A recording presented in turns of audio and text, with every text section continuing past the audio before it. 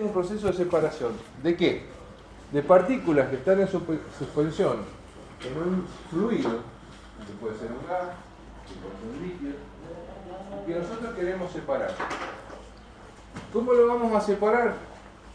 Por medio de un elemento filtrante que tiene la capacidad, ¿no es cierto?, de retener esas partículas y dejar pasar el fluido limpio.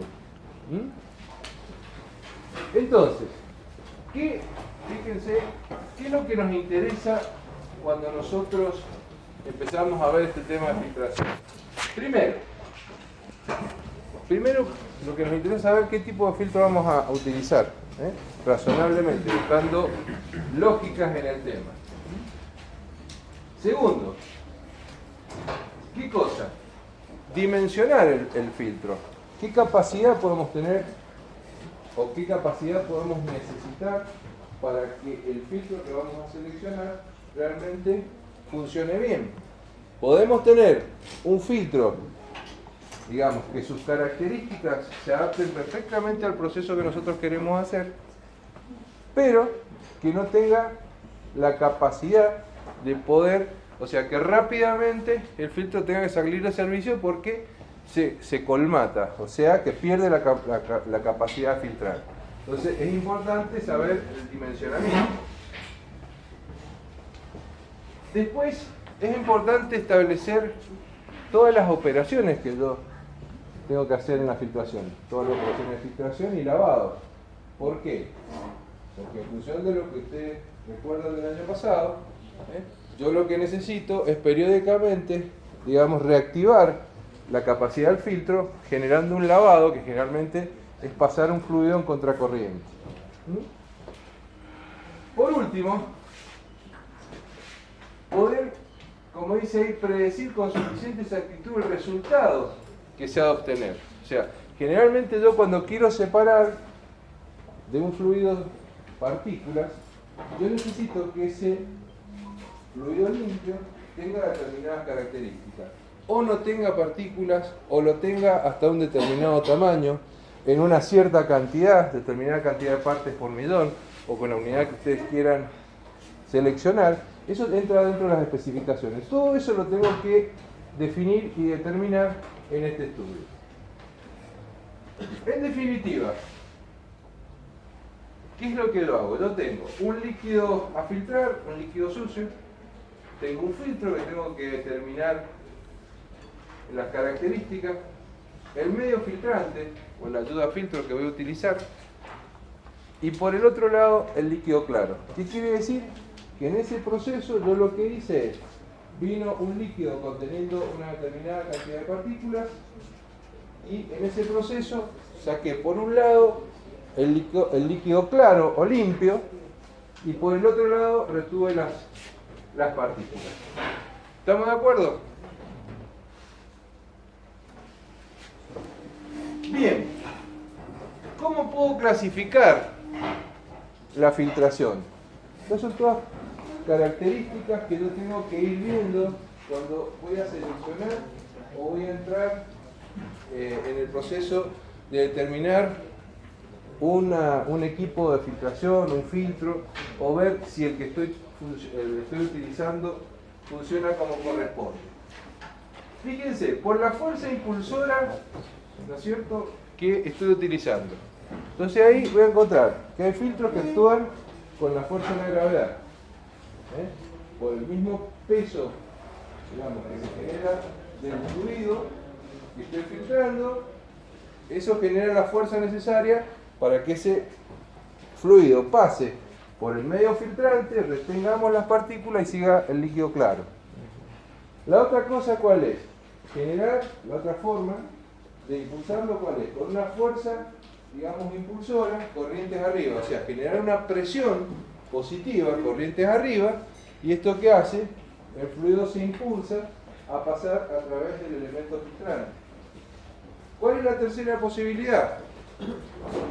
Generar, digamos, una subpresión o una baja presión, aguas abajo, de tal manera de generar lo que necesitamos para que un fluido circule, eso lo hemos visto en mecánica del fluido, que es lo que es un delta P, de 2 puntos que nosotros queremos llevar al fluido. Si generamos ese delta P, lógicamente el fluido se va a mover desde aguas arriba hacia aguas abajo. Esa sería otra forma. ¿Qué otra cosa? ¿Por qué otro lado? Por el mecanismo de filtración. ¿No es cierto? ¿Eso qué significa? Puede ser que sea un mecanismo de torta, o sea, que en una determinada torta se genere una capa con el elemento filtrante y las partículas que voy reteniendo. ¿Sí? Y la otra forma, ¿cuál es? Es una filtración de profundidad que se llama, por la porosidad que tiene, las partículas se van quedando, van siendo retenidas, ¿no es cierto?, en el elemento poroso que yo voy utilizando para hacer la filtración. Entonces, en esto tiene mucho que ver la porosidad del elemento, y fíjense si no es importante verlo a la hora de seleccionar. La otra cosa puede ser por la función. A mí me puede interesar la torta que se genera, o sea, el elemento filtrante más las partículas que voy reteniendo, o me puede importar el líquido limpio. Por ejemplo, si yo estoy filtrando un mosto para exportación, a mí lo que me interesa es el mosto limpio que queda al otro lado del filtro, retener todas las partículas que ese mosto pueda tener. Pero si he hecho una lixiviación y he obtenido partículas de oro de una roca, cuando yo genero la filtración, ¿qué es lo que me interesa? ¿El fluido limpio que pasa o la torta? La torta, porque ahí tengo el producto que ando buscando. Entonces esa torta la tengo que sacar, la tengo que tratar, tengo que llevar, en definitiva, después del tratamiento lo tengo que llevar a un horno, ¿no es cierto?, un horno eléctrico, para generar los lingotes de oro que se van a generar por las partículas de oro que tiene esa sustancia. Luego, ¿no es cierto?, por el ciclo operacional pueden ser continuos, discontinuos, como son todos los procesos. Podemos trabajar con un filtro que por lote hacemos pasar una cantidad de fluido, lo paramos, lo limpiamos y seguimos adelante. Y hay otros que son continuos, que son autolavantes y que prácticamente los procesos son en forma continua. También podemos catalogarlos por si trabajan a presión constante, a velocidad constante o combinación de dos. ¿Qué hablo con presión y qué hablo con velocidad? Velocidad de pasaje, pues son dos variables que yo mido cuando estoy filtrando. La velocidad de pasaje del fluido y la presión, aguas arriba y aguas abajo. O sea, estoy manejando el delta P que manejo en el filtro. Cuando el delta P empieza a llegar a un valor crítico bajo, es cuando yo sé que, cuando el delta P es muy grande, discúlpenme, estaba pensando exactamente al revés, lo que me está indicando el filtro es que está perdiendo la capacidad de filtrar. Entonces tengo que pararlo porque se ha colmatado, hablando en criollo, se ha tapado, se ha atorado, y ya no tiene más capacidad de filtrar. Yo lo tengo que parar, o tengo que recuperar la torta, el elemento filtrante, haciéndolo trabajar en contracorriente para limpiar y sacarle todas esas partículas que lo están taponando, o tengo que tirar la torta, generar de vuelta una torta nueva con producto, digamos, con elemento filtrante nuevo y seguir trabajando. Todo esto lo tenemos que tener en cuenta a la hora de ver, diseñar o elegir un filtro. Nos vamos a poner desde el punto de vista de la elección del filtro.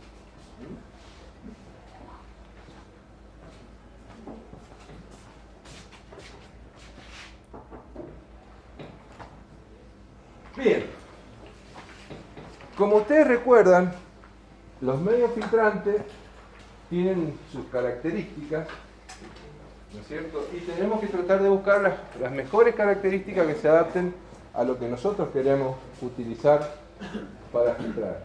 ¿Mm? Entonces, ¿qué características pueden encontrar? Fíjense, la primera, la porosidad que tiene que tener el filtro nos tiene que permitir generar el filtrado con una determinada velocidad. Por ahí yo elijo un elemento filtrante con una porosidad muy alta, muy baja, perdón. Y esto hace que el filtro sea muy lento en su operación de filtrado. Entonces, tengo que buscar un elemento que tenga una porosidad adecuada para que me genere una velocidad de filtrado, digamos, de acuerdo a lo que yo necesito. Pueden ser por necesidad del proceso o también desde el punto de vista que siempre nosotros se los hacemos ver. Lo primero que miran los fenicios, ¿cuál es ese punto de vista? El problema desde el punto de vista económico. Una operación larga en el tiempo se genera, digamos, una operación antieconómica.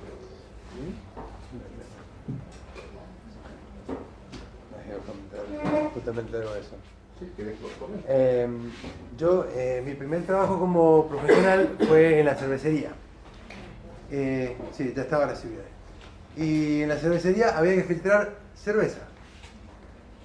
La cerveza, para hacerla corta, se cocina la malta y después se pone ¿cómo se llama? Fermentar. A fermentar por 5, 7, 10 días, 15 días, dependiendo de qué tipo de cerveza es. Y todo eso después precipita la parte gruesa, imagínense que la malta tiene el aspecto de un grano, de una lenteja con colita, porque ha aparecido la primera raíz de la lenteja, justamente de cebada, cuando se paró la fermentación. Y todo eso no puede ir al líquido. Ustedes ven una cerveza al trasluz y es perfectamente límpida. Pero ahí se separan, primero mecánicamente y por la forma, digamos, más eficiente que conoce el hombre, que es usar la gravedad, los sólidos. Y precipita la lentejita esa al fondo del tacho. Pero queda la levadura, queda en el líquido. Entonces, filtrar una cerveza es filtrar en condiciones muy especiales, porque primero es un producto comestible, es un producto de consumo humano. Segundo, estamos hablando de levaduras, que estamos hablando del orden de los micrones de diámetro de partícula. Entonces, me hizo acordar lo que decía el ingeniero, que yo tengo que poner en la balanza dos cosas. Tengo que filtrar cosas muy finas, tengo que hacerlo rápido. Entonces, la cosa tiene exigencias por los dos lados. Es algo muy fino y tiene que ser rápido porque la cerveza no puede demorar. Digamos, tenemos que aumentar el valor de ese líquido, sacándole los sólidos. Entonces, la medición es un poquito diferente a lo que comentábamos recién, porque ya no estoy hablando de ni la presión, ni el volumen, ni el caudal, que a lo mejor el caudal es lo que económicamente me mueve la aguja. Che, que lento filtran, vamos a otro sistema de filtrado o estamos filtrando rápido. Sino que es la calidad. Y la calidad se mide por una propiedad que yo no sabía ni que existía. Para mí fue novedosa y la descubrí en la cervecería, que se llama turbidez. El índice de turbidez se mide proyectando sobre un tubo donde circula cerveza, proyectando unas de luz polarizadas. Del otro lado hay un colimador que dice cuánto se desvió el haz de luz y hay una tabla que dice que según el desvío de ese haz de luz es la turbidez, que además es visualmente observable, pero yo qué sé cuando está suficientemente filtrado. Entonces el proceso es como describía el ingeniero, pero con retorno, porque no se filtra todo de una sola vez y la torta se va aumentando en el tiempo y va aumentando la porción de finos. Entonces la turbidez se mide con un turbidímetro y eso es raro. Perdón. No hay problema. Bueno. Otra cosa importante que tenemos que ver en el medio filtrante es, digamos, la mayor o menor facilidad a los atascamientos. O sea, esto es importante porque si rápidamente el filtro se atasca, generalmente genera una levantada de presión tremenda que hasta mecánicamente lo puede alterar y tenemos que parar el filtrado. Esto desde el punto de vista de la operación es muy malo. Entonces, esto pasa muchas veces por las características del medio filtrante, que tiene digamos, predisposición a generar, digamos, a compactarse y a generar un cambio en todo lo que es la granulometría del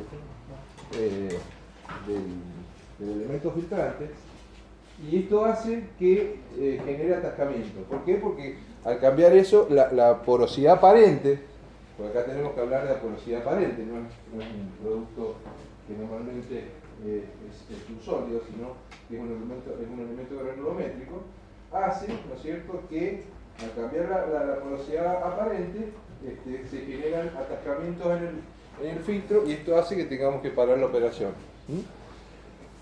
Bien, la otra cosa es, digamos, la resistencia mínima digamos, al flujo de filtrado. Si me genera gran resistencia, lógicamente me va a generar probablemente baja de velocidad, o sea, filtrar a baja velocidad, o me va a generar una diferencia de presión muy grande en el filtro que, insisto, puede deteriorarlo mecánicamente. Todos los filtros tienen una capacidad, una resistencia mecánica. Si por razones de operación esa diferencia de presión me genera esfuerzos mecánicos muy grandes, puede generarme rotura, se me puede doblar una placa, puedo generar, digamos, problemas mecánicos en el filtro. Entonces eso lo tengo que tener muy en cuenta. Tiene que ser resistente desde el punto de vista químico. O sea, tengo que saber qué sustancias estoy filtrando. Si yo tengo una sustancia muy fuerte desde el punto de vista ácido o básico, tengo que ver con qué estoy filtrando y si tiene resistencia a soportar ese ataque químico. Por consiguiente, de nada me vale que sea un elemento que filtra muy bien y que rápidamente el mismo elemento, el mismo fluido, digamos, por su alta alcalinidad o su alta, digamos, acidez, me lo deteriore. Entonces eso tengo que tenerlo en cuenta. Bien. Otra cosa importante es la suficiente resistencia para sostener la presión. Vuelvo a insistir, hay una diferencia de presión. Eso genera una torta y el elemento filtrante, digamos, que está trabajando junto con la torta. Si eso no tiene resistencia mecánica, si estoy trabajando con una placa, la puedo doblar. Y si estoy trabajando con una torta que no tiene resistencia mecánica, se puede disgregar. En todos los casos, pierdo capacidad de filtración.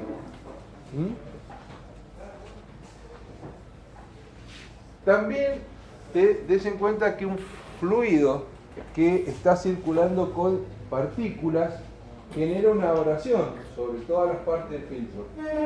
Entonces eso genera un desgaste, digamos, por la circulación de ese fluido. Eso también tiene que tener resistencia y lo tenemos que tener en cuenta de acuerdo a lo que estemos trabajando. Otra cosa que es importante son los tiempos muertos en todas las operaciones. Normalmente nosotros estudiamos la operación digamos, en condiciones ya de operación, o sea que era una operación, ¿cómo se llamaba? En operaciones cuando trabajábamos. Régimen estacionario. ¿Régimen? Estacionario. Qué bien, se acuerdan las muchachas. Siempre hacemos los cálculos en régimen estacionario. Pero ¿qué pasa? Para llegar al régimen estacionario normalmente hay tiempos muertos. Y hay que tener en cuenta porque tenemos que descargar la torta, Todas estas operaciones, tenemos que limpiar el filtro. Todas estas operaciones nos quitan tiempo útil a la operación del filtro. Cuando yo estoy limpiando, estoy descargando, no estoy operando. Estoy usando un tiempo de operación en algo que la necesito para seguir operando, pero que no me da rédito desde el punto de vista económico. Por lo tanto, tengo que tratar de minimizar esos términos. O tenemos que tener facilidad para hacerlo a la mayor velocidad posible con la mayor eficiencia posible. Eso hay que tenerlo en cuenta. Entonces, a la hora de seleccionar un filtro, puede ser fantástico, pero resulta que para descargarlo y para ponerlo a operar de vuelta, necesito perderme 4 horas por día. Y después filtro como loco, pero cuando saco las cuentas, con un filtro más barato, más sencillo de operar, lo puedo igualar o incluso lo puedo superar. Entonces, ¿cuál coloco? Alfredo, Sí. en la cervecería inclusive tenían 2 filtros en paralelo. Cuando uno estaba operando, el otro estaba stand-by esperando. Cuando se colmataba el filtro, se cambiaba y se seguía trabajando porque el tiempo justificaba la inversión. Bueno, la otra cosa es la facilidad que puede tener, sobre todo el elemento filtrante, de acomodarse el filtro. Esto hace que rápidamente entremos en operación. Y por último, como siempre, y siempre hay que nombrarlo, que en todas estas características que hemos nombrado está implícito, es el costo mínimo. Siempre hay que tratar de generar o trabajar a costo mínimo. Bueno, ahí tienen distintos tipos de medios filtrantes. Pueden trabajar con telas de fibra, telas metálicas, fieltros, prensa, tramas no tejidas, papeles de filtro, medios porosos rígidos, membranas poliméricas, lechos granulados de sólidos y partículas. Eso, digamos, son distintos tipos de elementos filtrantes que pueden venir en cada uno de los filtros. Cada uno con sus características y que normalmente quien les está tratando de vender el filtro o les está llevando el filtro a la operación, les dicen cuáles son el filtro y las características que tiene que tener ese filtro. Me dice medio filtrante, perdón.